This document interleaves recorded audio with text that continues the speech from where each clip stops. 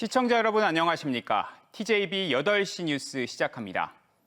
6.3 대선이 48일 앞으로 다가온 가운데 대선 후보 선출을 위한 각 당의 경선 레이스가 막을 올렸습니다. 오늘은 역대 대선의 승패를 좌우한 충청의 표심이 어디로 향하고 있는지 저희 TJB와 디트뉴스가 공동으로 실시한 여론조사 결과를 중심으로 뉴스를 전해드립니다.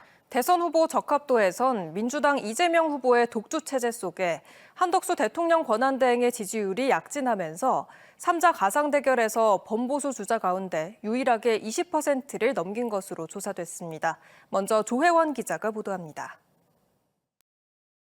먼저 정당 지지도 조사 결과 더불어민주당 44.1%, 국민의힘 32.7%, 이어서 조국혁신당과 개혁신당이 각각 3.3%, 2.4%를 기록했습니다.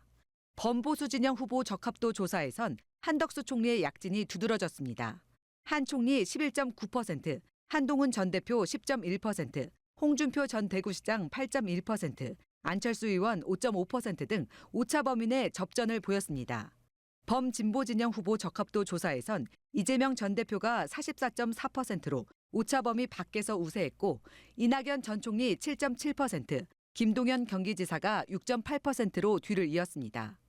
세 후보가 참여한 가상 3자 대결에서 누구에게 투표할지 물었습니다.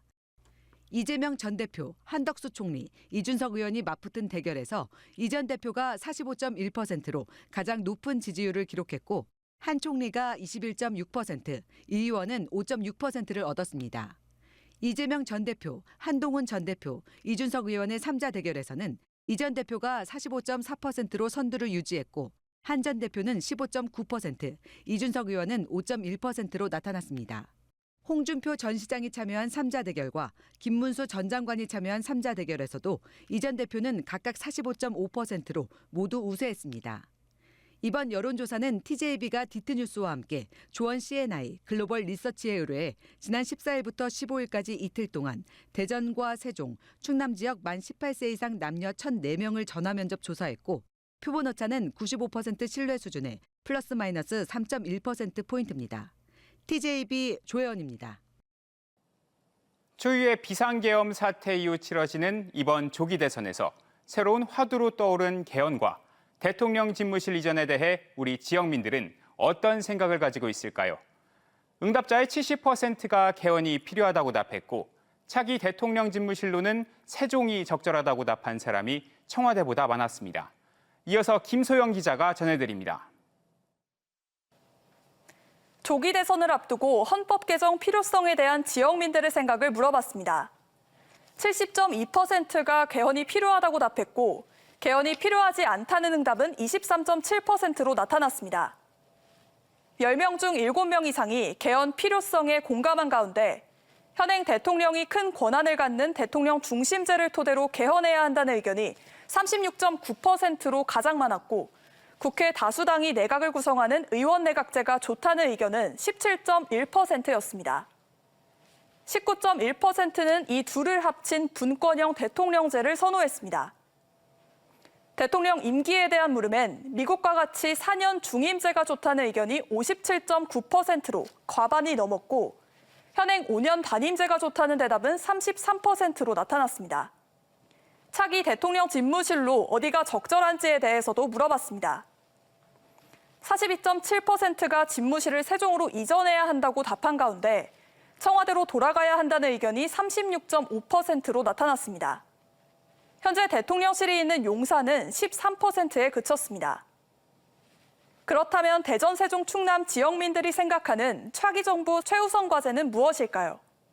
민생경제 회복이 34.7%로 가장 많았고 비상계엄에 대한 진실규명이 15.1%, 탄핵 정국 이후 국민통합과 갈등 해소가 13.4%로 뒤를 이었습니다. 대전, 세종, 충남 현안 가운데 우선 추진 과제는 뭐라고 생각하는지도 물었습니다. 국회와 대통령실 완전 이전을 위한 행정수도 명문화 개헌 응답이 24.6%로 가장 많았고 대덕특구 R&D 지원 강화와 혁신도시 공공기관 2차 이전, 충청권 메가시티가 뒤를 이었습니다.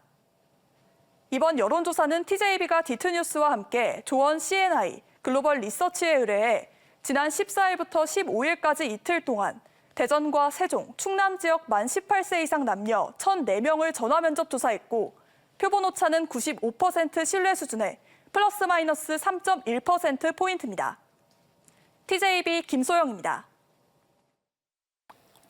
이번 여론조사 내용 취재한 조혜원 기자와 지지율과 관련된 더 자세한 이야기 나눠보겠습니다.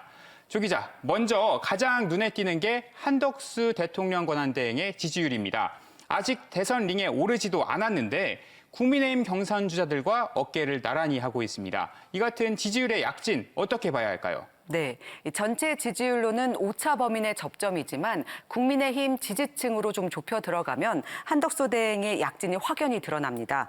국민의힘 지지층에서 한덕수 대행의 지지율은 31.8%로 18.6%를 기록한 한동훈 후보나 13.2%를 기록한 김문수 후보 등을 큰 격차로 따돌리고 있는 것으로 나타났습니다.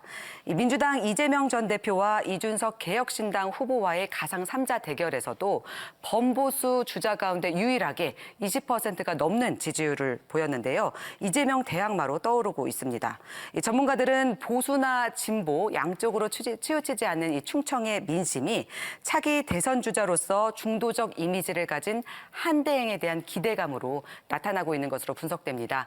한대행은 이 노무현 정부에서 총리를 지냈고 통상경제 전문 관료로서 이 전문성과 경륜을 보여준 것도 지지율 급상승의 원인으로 분석되고 있습니다.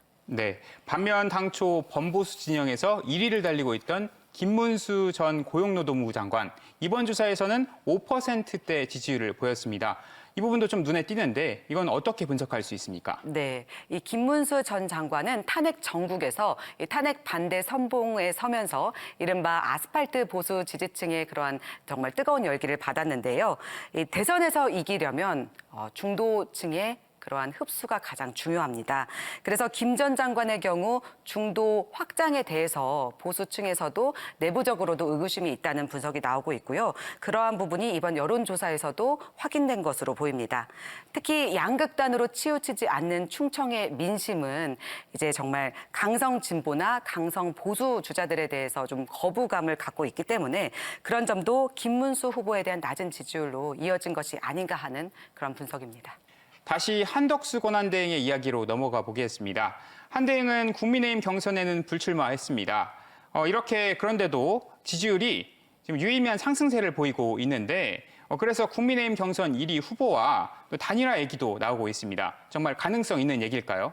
네, 한덕수 대행은 현재 미국발 관세 전쟁에서 현재 그걸 대비하면서 산업 현장을 방문하면서 광폭 행보를 보이고 있습니다. 그러니까 무소속 출마를 위한 정치적 행보로 좀 분석되기도 하는데요. 다만 이른바 반 이재명 빅텐트론이 현실화되려면 넘어야 할 산이 많습니다. 현재 가장 유력한 시나리오가 국민의힘 경선에서 선출된 후보와 단일화를 이루는 방식인데요. 빅텐트 구성이나 대상을 놓고 이러한 견해차가 적지 않아서 내부에서부터 논의가 쉽지 않을 것이라는 전망이 나옵니다. 특히 홍준표 전 대구시장이나 한동훈 전 대표는 이 단일화는 물론 그 한 대행의 출마도 부정적인 입장인 상황인데요. 하지만 가장 중요한 건 한 대행에 대한 지지율 추이입니다. 이번 여론조사에서 나타난 것처럼 중도 보수층을 중심으로 한 대행에 대한 지지율이 계속 상승 곡선을 그린다면 이재명 정권만은 막아야 한다는 그러한 반 이재명 빅텐트의 현실화에 동력이 될 수 있다는 분석입니다. 네, 범진보 진영에서는 이재명 전 대표의 독주 속에서 민주당을 탈당하기도 했던 이낙연 전 총리가 7%대 지지율을 기록하면서 2위를 기록했습니다. 향후 이 전 총리랑 한덕수 대행과의 연대 가능성, 이건 아예 없는 얘기일까요? 네, 현재 이 전 총리가 소속된 새미래민주당의 경우에는 반 이재명과 개헌을 고리로 국민의힘과 연대 가능성을 배제하지 않고 있는 상황입니다. 특히 내일 당에서 개최되는 개헌연대 집회에서 이 전 총리가 빅텐트론에 대해서 어떤 입장을 내놓을지가 주목되는데요. 다만 윤석열 정부의 마지막 총리로서 그리고 비상계엄과 탄핵에 대한 견해차를 어떻게 극복할지가 관건입니다. 아울러 정당의 이념과 성향을 떠나서 오로지 반 이재명을 연대로 그러한 연대를 한다는 점이 오히려 네거티브 전략이 한계를 가질 수 있다는 분석도 나오고 있습니다. 네, 범진보 진영 이야기 하나 더 해보겠습니다. 충북 음성 출신인 김동연 경기지사, 그리고 또 세종에서 출마 선언까지 한 김경수 전 경남지사의 지지율을 이번 조사에서 보면 각각 6%대 그리고 또 2%대로 나타났습니다. 생각보다 좀 낮게 나왔는데 이건 어떤 이유 때문일까요? 네, 가장 큰 원인은 당원들의 전폭적인 지지를 받고 있는 이재명 일강 구도 속에서 비명계인 두 후보의 그러한 행보 보폭이 좁을 수밖에 없다는 점입니다. 아울러 김동연 경기지사의 경우 충청권이긴 하지만 차별화된 지역 공약을 내놓지 않고 있고, 그리고 김경수 전 경남지사 역시 행정수도 완성을 내세우며 세종에서 출마 선언을 했지만 신중한 충청 민심을 사로잡기에는 이 조기 대선 일정이 너무 짧다는 평가입니다. 네, 조 기자 잘 들었습니다.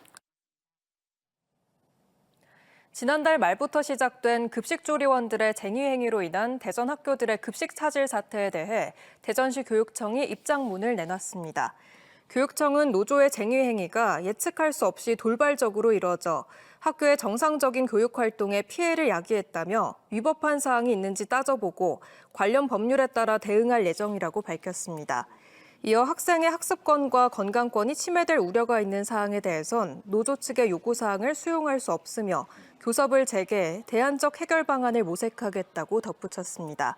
TJB는 지난주부터 대전 여러 학교에서 동시다발적으로 이뤄지고 있는 급식조리원들의 쟁의 행위를 연속으로 보도하고 있습니다. 대한민국을 대표하는 과학문화축제인 대전 사이언스 페스티벌이 과학수도 대전에서 화려한 막을 올렸는데요. 올해는 호기심을 주제로 과기정통부의 대한민국 과학축제와 과학기술대전 등 행사를 통합해 역대 최대 규모의 풍성한 과학 콘텐츠들을 선보입니다. 김철진 기자가 현장을 다녀왔습니다. 원심력을 이용해 360도 돌 수 있는 하늘 그네로 어린아이부터 어른까지 공중에서 힘차게 회전합니다.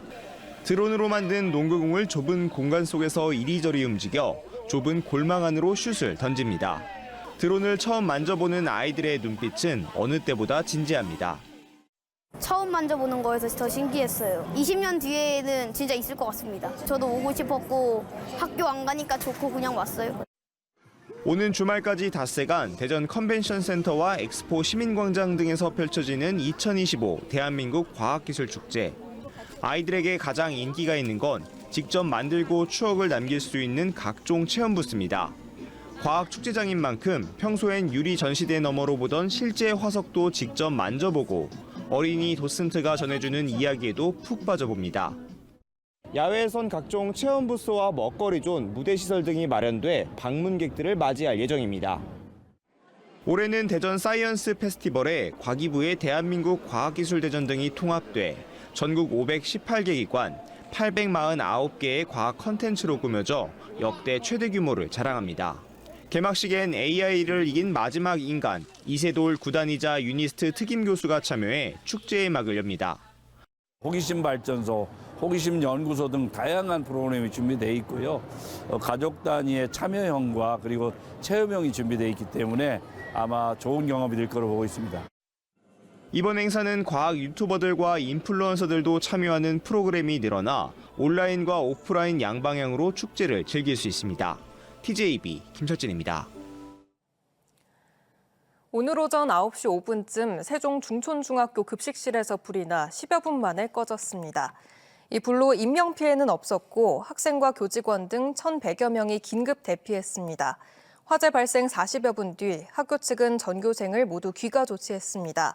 소방당국은 튀김 요리를 하던 중 불이 시작된 것으로 보고 정확한 화재 원인과 피해 규모를 조사하고 있습니다.